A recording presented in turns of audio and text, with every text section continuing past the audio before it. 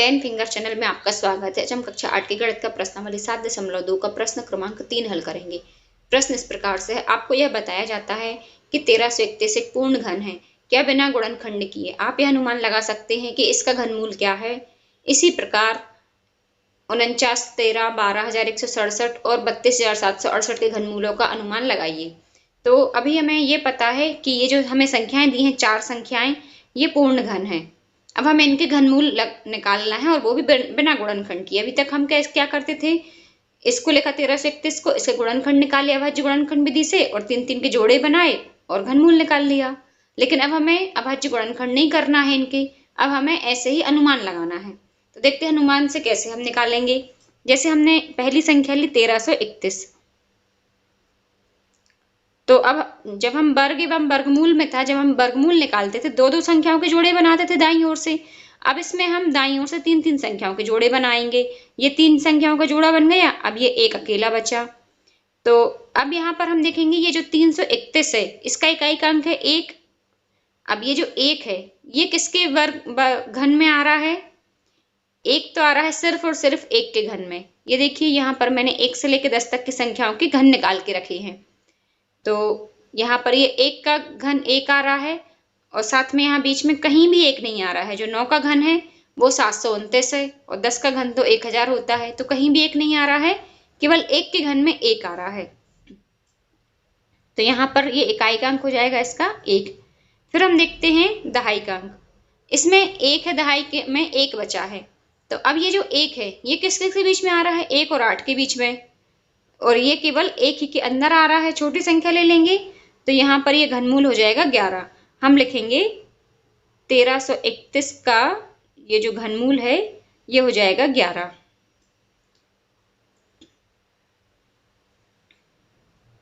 अब देखिए, ये तो मैंने पूरी संख्याओं का गुणा कर करके ये टेबल बना के रखी है, लेकिन आप लोगों को ये याद होनी चाहिए। अब बच्चों का कहना रहता है कि मैम 5 तक तो याद हो जाते हैं, 5 का क्यूब 125, यहाँ तक तो याद हो जाते हैं, लेकिन 6 के बाद याद नहीं होते। तो एक तो इसका उपाय ये है कि आप एक ऐसे पतले से या मोटे से एक कागज पे लिख लीजिए और इसको कहीं दीवार पे चिपका लीजिए, टेबल पे रख लीजिए। दिन भर आते नजर पड़ेगी तो ये याद हो जाएंगे। और दूसरा तरीका ये है कि आपको यदि सिर्फ इकाई के अंकों की जरूरत पड़ रही है, तो जैसे 6 का क्यूब है तो 6 छंग 36 होता है। अब जो 36 में 6 आया है उसका 6 में गुणा करेंगे तो भी इकाई के अंक में 6 आएगा। इसी तरह से 7 7 49 होता है, 49 में हम फिर से 7 का गुणा करेंगे तो 9 7 63, इकाई का अंक आ जाएगा 3। इसी तरह से 8 का 8 8 64 और 4 में 8 का गुणा करेंगे तो 32 आएगा, तो इकाई का अंक 2 हो जाएगा। 9 का भी 9 9 में 81, अब 81 का इकाई का अंक 1 है और 1 में 9 का गुणा करेंगे तो 9 आ जाएगा। तो इस तरह से इनके यदि आपको वर्ग घन याद नहीं भी हो रहे हैं तो इकाई के अंक तो आप याद रख ही सकते हैं, या नहीं भी हो रहे इकाई के अंक याद तो आप उनको तुरंत निकाल सकते हैं। तो ये 1331 का घनमूल तो आ गया 11। अब हम देखते हैं दूसरा 4913। ये मैंने जो अंक हैं ये जानबूझ के थोड़ा दूर दूर लिखे हैं। अब इसकी हम जोड़ी बना लेते हैं 3-3 अंकों की।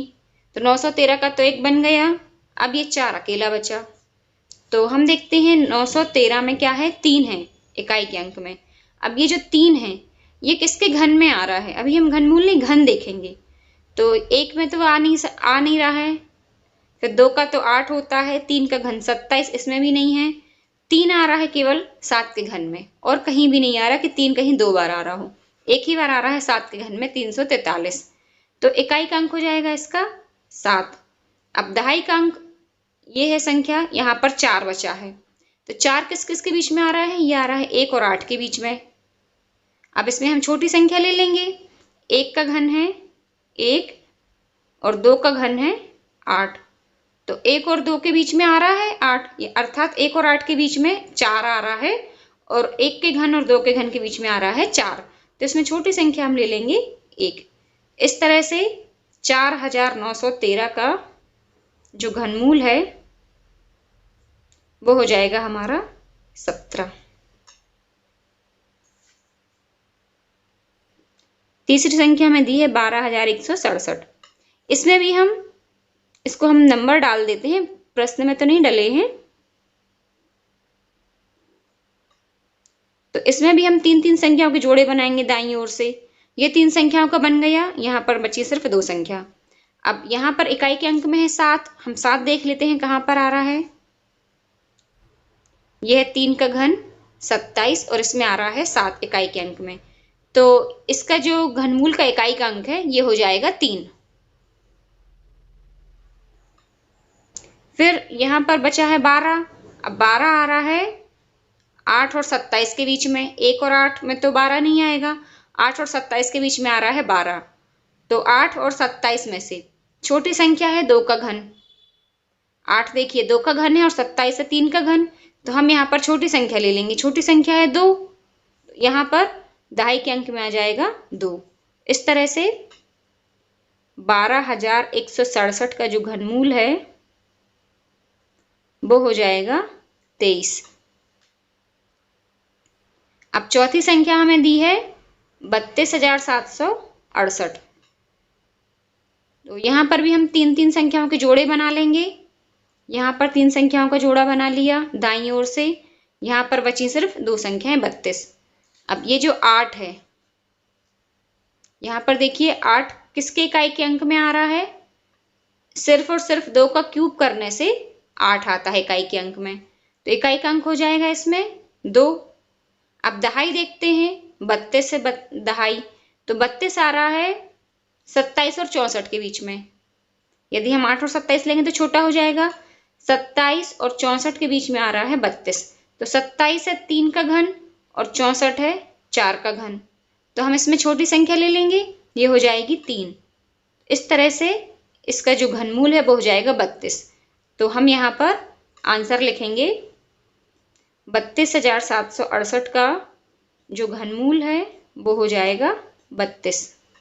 अब मैंने आपको एक और चीज बताई है हमेशा कि आपको आंसर की हेडिंग डाल के हमेशा लिखना है। तो आप चाहें तो चारों का इकट्ठा लिख सकते हैं। 1331 का घनमूल हमने निकाला था 11। फिर हमने लिया था 4,913 का घनमूल, ये आया था हमारा 17। फिर हमने लिया था 12,167 इसका घनमूल, ये हमने निकाला है 23। और फिर हमने लिया है 32,768 का घनमूल, ये लिया है, ये निकाला है हमने 32। तो इस तरह से आप आंसर की हेडिंग डाल के भी लिख सकते हैं। और यदि आपके पास टाइम नहीं है तो आपने ये जो प्रश्न किए हैं इन्हीं को आप बॉक्स में बंद करते जाएं, पर आप थोड़ा सा हाईलाइट जरूर करें कि आपने ये जो प्रश्न किया है तो इसका आंसर क्या निकाला है। तो उम्मीद करती हूँ कि प्रश्न क्रमांक 3 आपको समझ में आ गया होगा। कहीं कोई प्रॉब्लम हो आप मुझे कमेंट्स में लिखकर पूछ सकते हैं। और आप ये घन की एक सारणी जरूर बनाएं और इसको आप याद भी करें। ये प्रस्तुति 10 फिंगर चैनल की ओर से थी। देखने के लिए धन्यवाद।